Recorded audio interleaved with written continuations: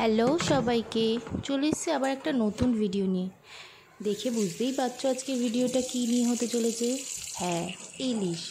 অবশেষে চলে এসছে আমাদের বাড়িতে ইলিশ। অনেক দিন ধরেই আনবো ভাবছিলাম, কিন্তু আনা হচ্ছিল না। আমাদের এই দিকে আবার ভালো ইলিশ পাওয়া যাচ্ছিল না। তাই আমার দাদা আজকে মুচিবাজার থেকে ইলিশ মাছ নিয়ে এসছে। জানি বোন খেতে ভালোবাসে, বোনের শ্বশুরবাড়ি সবাই খেতে ভালোবাসে, ভাগনা খেতে ভালোবাসে, তাই জন্য চলে এসছে আমাদের বাড়ি ইলিশ। ভালো ইলিশের স্বাদ অতুলনীয়। ভালো ইলিশ যেভাবেই তুমি রান্না করো না কেন, ভালোই লাগে। আমাদের ইলিশ অনেক রকমভাবেই রান্না করা হয়, কিন্তু আমাদের বাড়িতে যেভাবে রান্না করা হয়, 3 রকমভাবে আমাদের বাড়িতে ইলিশ রান্না করা হয়।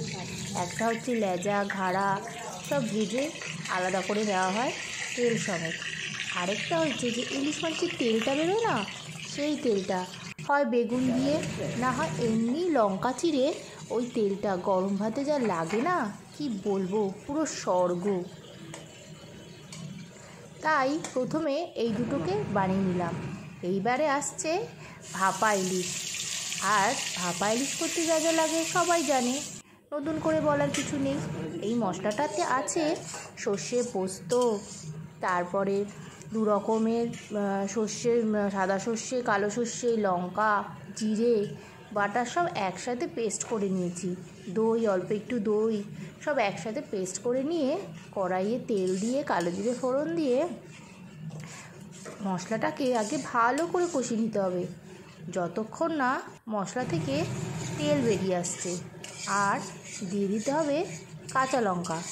আমাদের বাড়িতে ঝালটা একটু সবাই কমই খায়, তাই আমি একটু বেশি করে লঙ্কা দিয়ে দিই। এরপরে মশলাটা ভালো করে কষে গিয়ে তেল ছেড়ে আসলে মাছগুলোকে দিয়ে নেবে। আমরা আবার ইলিশ মাছ বেশি ভেজে করি না, যেটা ভাজা খাওয়া হয় ভাজা খাওয়া হয়, কিন্তু যেটা ভাজা না খাওয়া হয় ভাপা আমরা কাঁচা ইলিশ দিয়ে করি। তোমরা কীরকম করে করো বলো কিন্তু।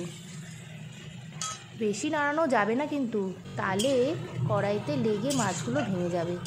এরপর সামান্য একটু নাড়িয়ে গরম জল দিয়ে মাছটাকে ফুটতে দিতে হবে বেশ খানিকক্ষণ।